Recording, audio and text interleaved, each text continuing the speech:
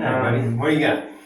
What is the best advice that you have learned in your life or that you've received? Trust is earned. My dad told me that. It was in seventh grade. At one point, I chose to lie to him. And he said, "You lost my trust, boy." He says, "Do you know how to earn it back?" I said, "I have no idea." He says, "Consistency over time. And you got to start with the very small things because I trust you with nothing." So, trust is earned. One of the most valuable lessons I've learned. What else? What is the most important thing to you? For me, the most important thing, I guess, would be to live out my design. So God put me here for a reason and gave me certain tools, certain experiences, things like that. So it's to kind of discover what those are and to use those for His glory. Because I think anything that God gives you is a two-edged sword. You could use a nasty story for good, or you could use a nasty story for bad. You can use your muscles to beat somebody up. You can use your muscles to help someone move and help an old lady across the street and still have a good attitude to play with your kids at the end of the day. Both are muscle, some good, some bad. But the most important thing is just to find out what God put me here for and why, and give glory to Him. So in order to do that, you have to be in pretty good communication. Prayer, reading the Word, just giving gratitude to Him either through song or praise, or just getting to know Him so He can tell you what you're all about. Nice. What is the best lesson you've learned? What's the best lesson you've learned? Seems similar to the first question. It's a lesson. What do you think? How would you rephrase it, maybe? So if you got in trouble and then you had to learn from that mistake or something. Well, that one I feel like maybe I answered in the first one with trust is earned, but if I had to pick another one, I guess it would be in dissecting my faith. Long story short, went to a youth camp and went up front, and I was going to have a guy pray for me about lust, and he decided to pray for me about receiving the Holy Spirit and wiggling all around and stuff like that. And as a seventh grader, I felt super entitled. Maybe this was eighth grade. And like, what? How's this man, trying to do this and that? So I was personally offended. So I went to the back of the church and denounced my faith. I said, it's all monkey see, monkey do. I came home, went to my dad's office. He goes, well, how was youth camp? I go, well, I denounced my faith. And he's like, he goes, yep, it's all monkey see, monkey do. But then what my dad said to me, he says, I think you're onto something. What he told me right in his office. It's, okay. Because I thought I was going to have this big battle. Here we go. Dad's an idiot. I'm a smart guy. Here it comes.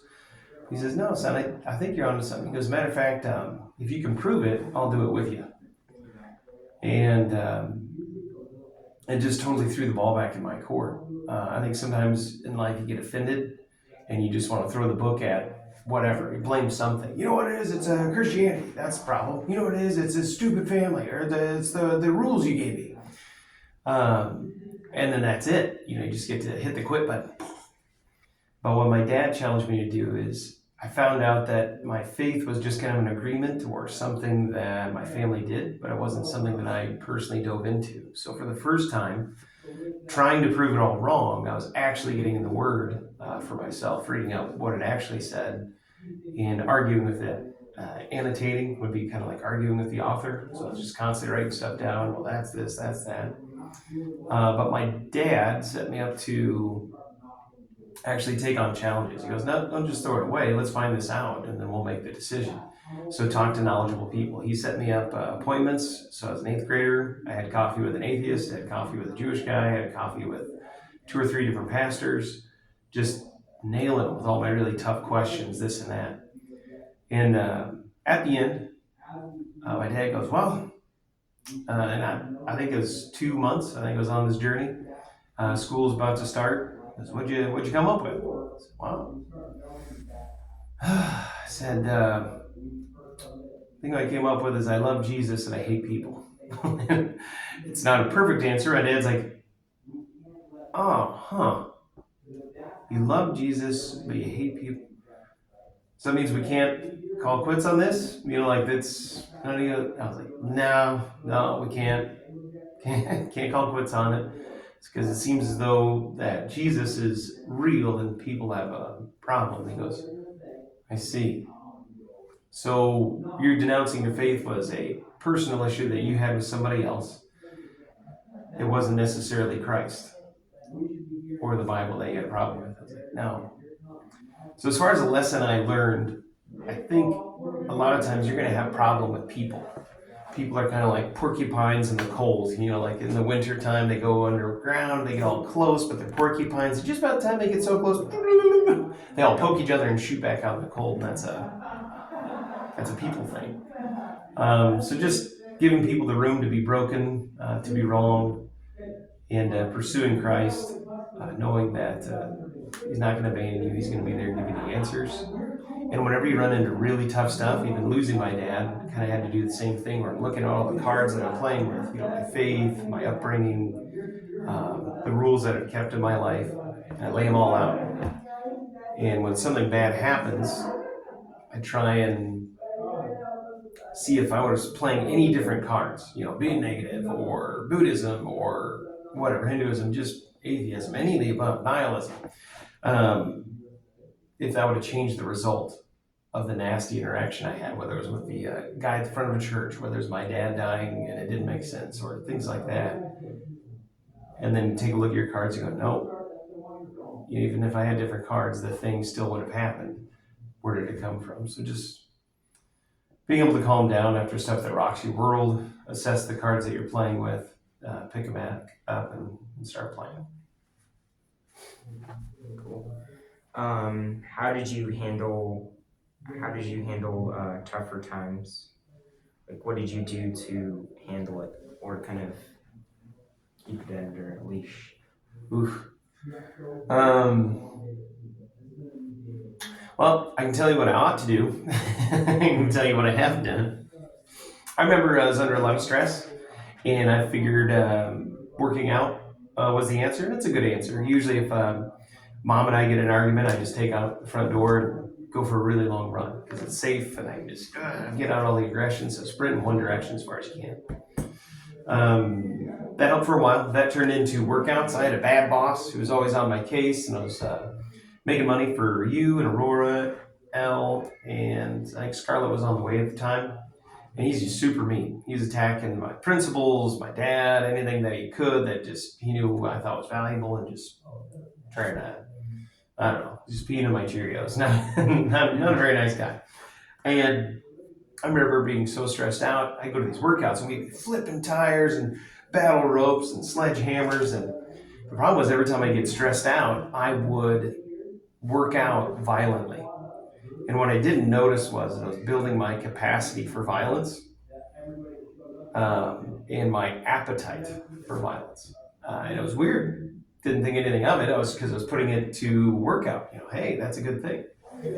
And there was a small argument Mom and I had, and I should have just gone out the front door, but I didn't. I went down our teeny little hallway in the split level, and I went to open up one of our doors, and it cracked.